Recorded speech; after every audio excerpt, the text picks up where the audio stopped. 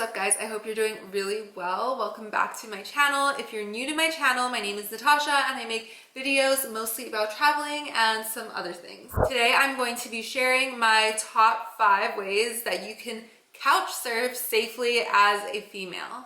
So recently I started uploading some travel vlogs from last year around this time when I was traveling through Italy, Greece, and Croatia.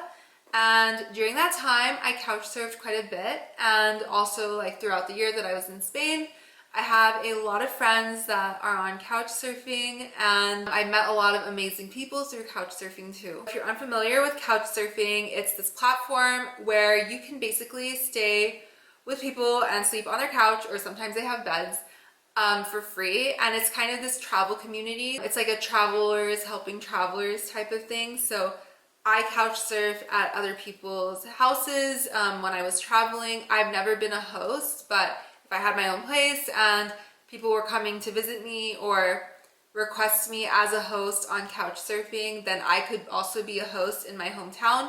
This is a great way to meet travelers and people from all over the world and be able to share what's great about your hometown and also see other places in a more authentic way, and also keep within budget, because couch surfing, like, you don't have to pay them, so you save money there. But it is always good to like have an exchange of cultures and time and everything. And before we begin, don't forget to give this video a big thumbs up and hit subscribe down below. It would mean the world to me. But without further ado, let's get right into it. So I'm gonna start with my 5th tip and go down to my number 1 tip. So make sure you watch until the end of the video to see what the most important tip I have is. Tip number 5, plan ahead. Make sure you extensively fill out your couch surfing profile. It is kind of a lot of work because you have to include so much information about yourself, but it makes sense because you're gonna be staying with strangers, or strangers are gonna have you stay with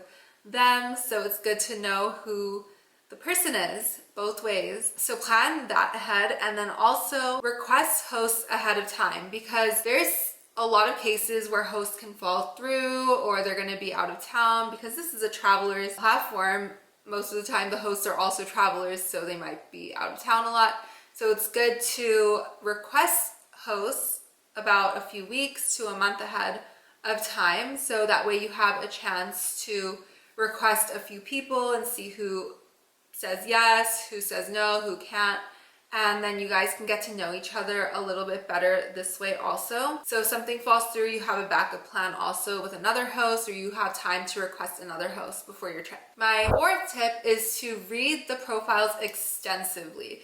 Profiles are very long and it can be kind of time consuming to go through couch surfing profiles when you're requesting hosts, but it is really important to make sure you're requesting people who have similar interests to you. You guys could get along well, because you are going to be staying with this person in their space, and you're sharing a space together basically. And if you want to do certain things, if you're going to a city or a country for certain reasons, maybe you're going to party in a certain place, but the person that you're requesting isn't a big partier, maybe that's not a good fit. So be sure to read all the profiles extensively, and also be aware of what people are looking for through couch surfing, because sometimes it could be different. Sometimes they could be wanting someone to go out with, or someone to go to museums with, or someone who will just stay at home with them, and like they could teach you how to cook and whatever. So make sure you guys are on the same page about that, and you can figure that out by reading the profiles extensively. My 3rd tip is to reach out to a guest that stayed with the host before you. So you might want to do this if you're reading the reviews and maybe you feel like something hasn't been said, because reviews are public and the host and the guest can see the reviews that are written about them. Sometimes guests or hosts aren't completely 100% transparent about how their experience was. So sometimes it's nice to reach out to a prior guest, especially if you're a female traveler and you're going to be staying with a male host, to see if another girl had a very good seamless experience, or maybe she felt a little uncomfortable at some point through the trip. But it's always good to double check, so I suggest reaching out to a prior guest. My 4th tip, which is one that I kind of got from my couch surfing host in Rome. Like, I requested him, his name's Vito. Hi Vito, if you're watching this. Also, watch our video. We have 2 videos together that I just uploaded, even though I stayed with him a year ago, but they're super cool. It was my first time couch surfing ever, and I had an amazing time. But we talked for, I forgot how long prior, like in advance, I requested him, but we talked almost every day through WhatsApp, like, what's up? What are you doing? How are you doing? Like, we learned a lot about each other. So by the time I arrived in Rome, it's like we knew each other and we were friends already. So that's a really good way to get to know somebody. So that way when you're showing up at their door, you're not completely strangers. You kind of are familiar with each other, especially if you're a girl. This way you can get a feel of like how your host is interacting with you, like if they might have other intentions or whatever it is. But I think that's really important to do, just so you have a more comfortable stay as well. And my first, and I think this is my most important tip, is have a plan B. I have requested hosts a lot and they say, yes, I can host you, and last minute, you'll probably see this in my Athens vlog, which I might post before or after this. If it's up now, I'll leave it in the screen or down below. But your plans could fall through, your host could cancel, something could come up. So it's good to know if, one, there's a hostel or a hotel or something nearby in case, worst case scenario, you have to go stay there. Or if you talk to multiple people, hosts that are in the city that you're visiting, you don't have to stay with all your hosts, by the way. You could hang out with them, get a drink, get dinner, or just like see them for a little while. I've met a lot of people through couch surfing in that way too. They were staying at other hostels and we just hung out and went on excursions together, and it's a really cool way to meet people if you're solo traveling especially. So definitely have a backup plan. Maybe have 1 or 2 other people through couch surfing that you're talking to who live in the same city.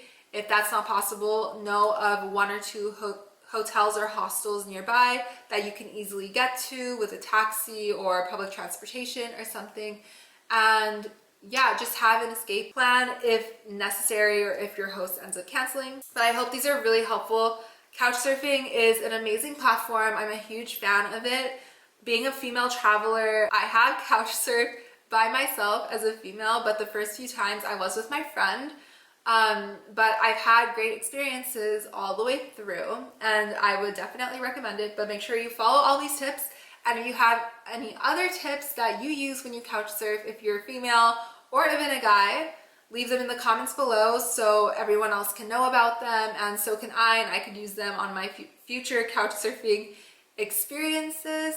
And if you have any requests for any other videos, also leave them in the comments. And if you haven't already, give this video a big thumbs up and hit subscribe down below. It would mean so much to me. I have a lot more helpful tips coming up, and I'll see you guys in the next video. Bye.